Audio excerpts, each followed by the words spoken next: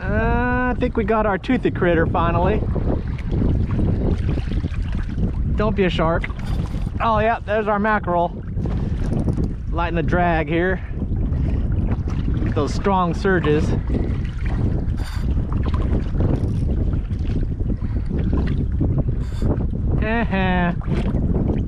Toothy, toothy, toothy. This guy might be dinner. If I can get him on this side of the kayak. Oh, come on. There we go. Toothy critter meat wire. That's Spanrosh or Cero? And that's a Cero.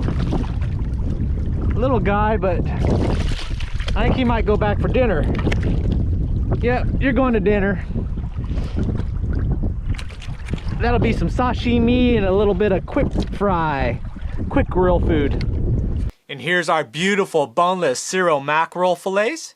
Now down here in the Florida Keys and South Florida, we basically have three different mackerels. We have the Cero mackerel, which this one was. We have a Spanish mackerel and a king mackerel.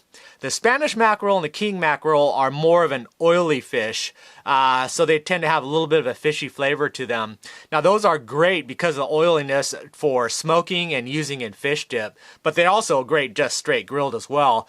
But these Cero mackerels, if you take a look at them, are such a light white meat, very light fish flavor to them, and they're the only one that's really graded as a sashimi quality fish, means you can eat it raw. So what I'm going to do today is I'm going to do a portion of it sashimi style, just eating it raw there, and then I'm going to do a light grill for the rest of it. I've been eating very not good lately, a lot of fast food, canned food, frozen foods, so we're going to do something quick, easy, and fresh. Alright, for this one we're just going to make a little bit of sashimi to go as like an hors d'oeuvre for our main meal. The rest I'm going to go ahead and grill up. So we're just going to cut some sections. I've already kind of split it to get out the bloodline there, but I'm going to keep it together. And I'm just going to cut at an angle.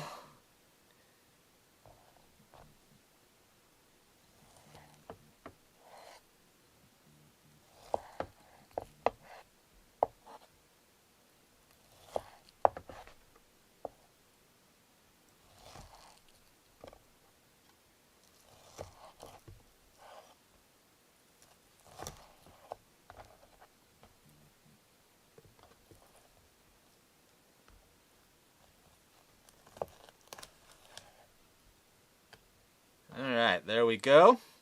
So that's going to be for our sashimi plate there. Alright, there we go. Got our sashimi Cero mackerel all ready to go. So I'll have that set in the refrigerator to keep cool. And then let's prep our grilled Cero. Alright, for our grilled Cero fillets, I've got a bit of minced garlic and olive oil.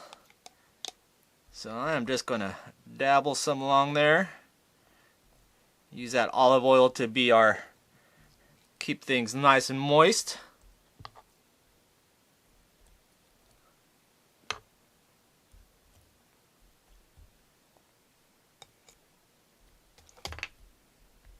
Give it some added flavor there. And then just some salt and pepper.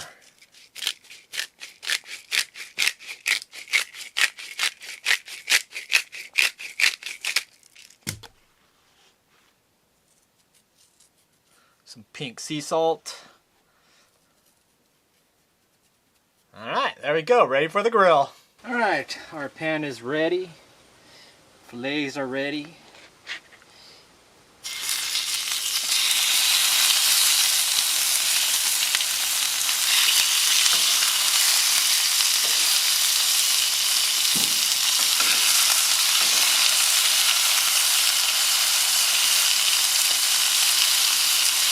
This ought to be really quick. You just want to get it white through both sides and then it's done. I'm going to do something a little different.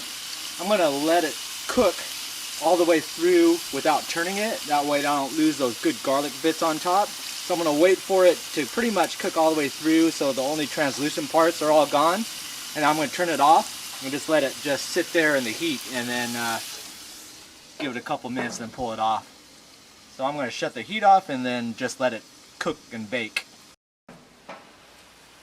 Alright, looky there. Nice.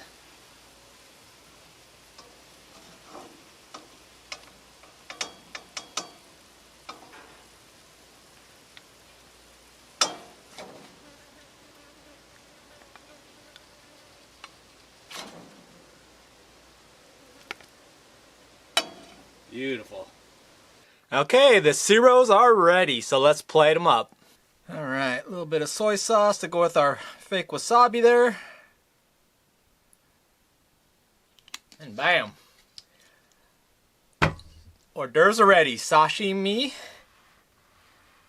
Next, we've got our pan-seared Cero mackerel, some green beans and rice. Nice and healthy there.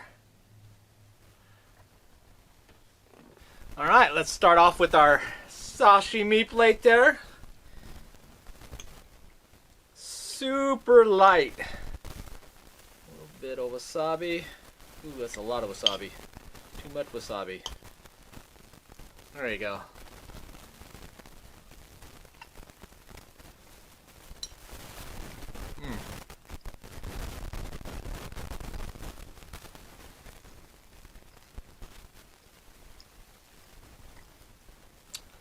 It's such a very, very light flavored fish.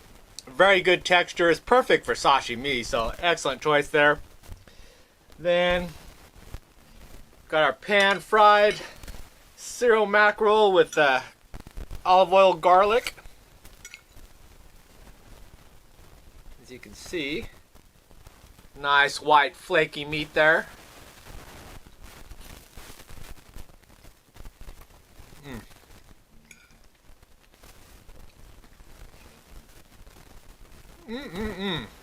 Man.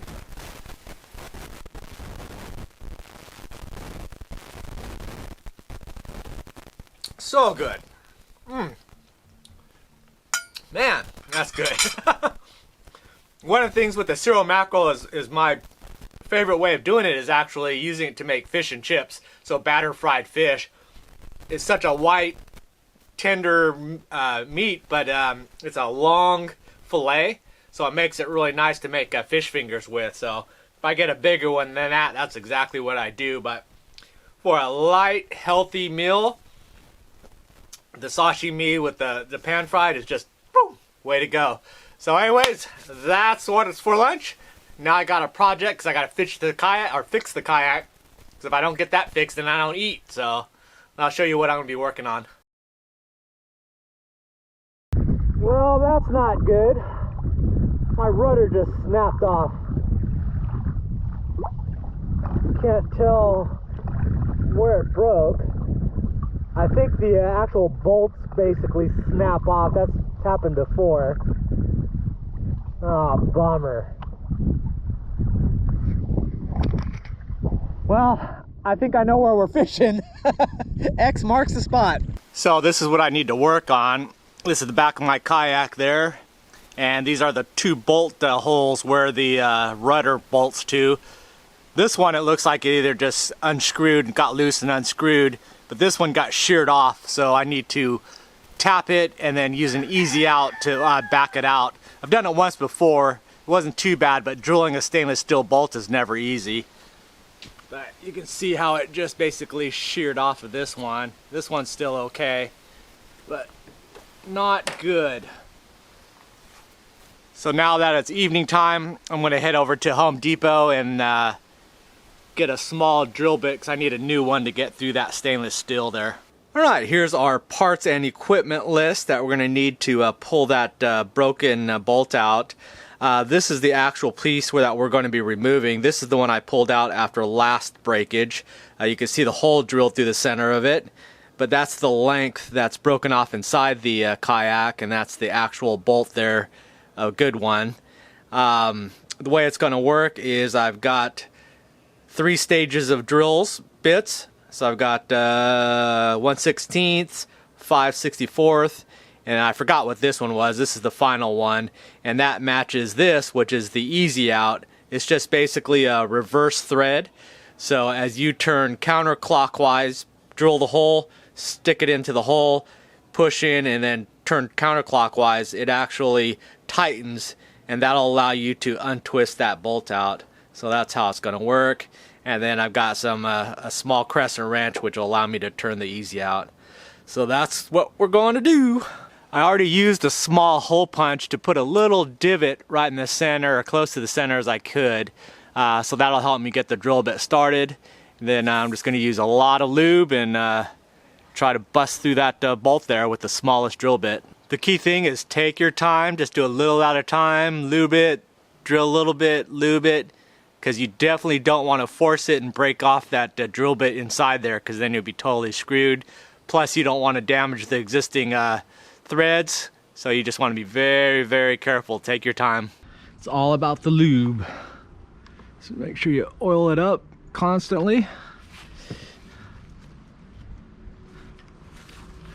Drill straight, not a lot of pressure, let the drill bit do the work. Light pressure, keeping it straight.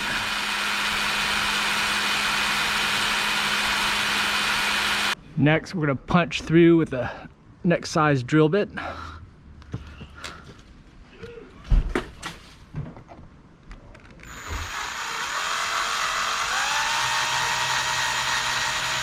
And this will go through a lot easier once that first hole's made. Ooh, it's twisting already. I'm gonna try that easy out. I felt the bolt slip. Yeah, it's twisting in. All right, let's try this. Yeah, the torque from the drill bit turning this way is pushing the bolt head in.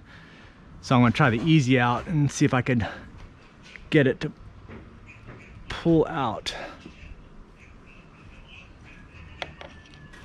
I might have to go one more drill bit size up, but we'll see.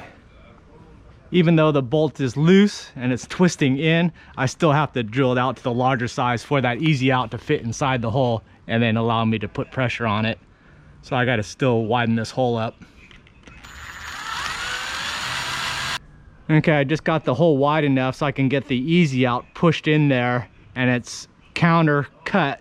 So it's, as I turn counterclockwise, it jams the nut and starts turning it.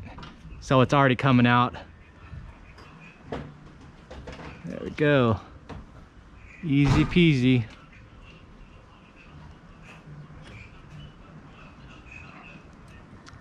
And bam. That's how we do it. Boom. And all looks good. Kayak is saved for another day. So these are basically the replacements that you'll need. They're 1/4 inch by 20 by 1 inch. Button head stainless socket cap screws. Couple bucks over at Home Depot. So they're basically the direct replacements. Now we gotta just put the block back in with the new hardware.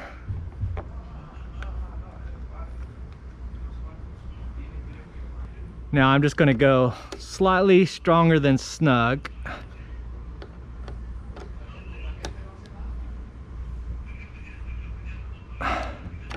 Because that insert is still bound into plastic, and if you spin that, you're screwed. So just solid there, and we're good to go. All right, now we just got to put the rudder setup back on. Find the hole.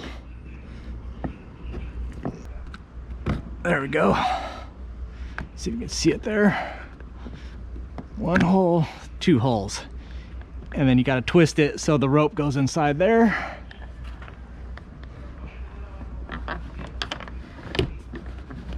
And there we go. We are back to good. All right, so that's how you repair a broken or sheared off rudder bolt. And the next project before we can go fishing is to replace the oil pan on old Rusty. I patched repaired it with some JB Weld, and it lasted for a couple weeks until I can get the oil pan in. But now it's leaking again, so I have to fix it. Dang it. Alrighty, so I hope you enjoyed the catch and cook and the kayak repair. But anyways, just want to say a thank you to all my supporters, especially my Patreon supporters. That's where the money goes. But now I just got to run some packages to the post office, meet my 12 o'clock deadline for the AllAboutTheBait.com web store. So thank you guys too. So anyways, thanks for watching, and I'll see you next video. Bye.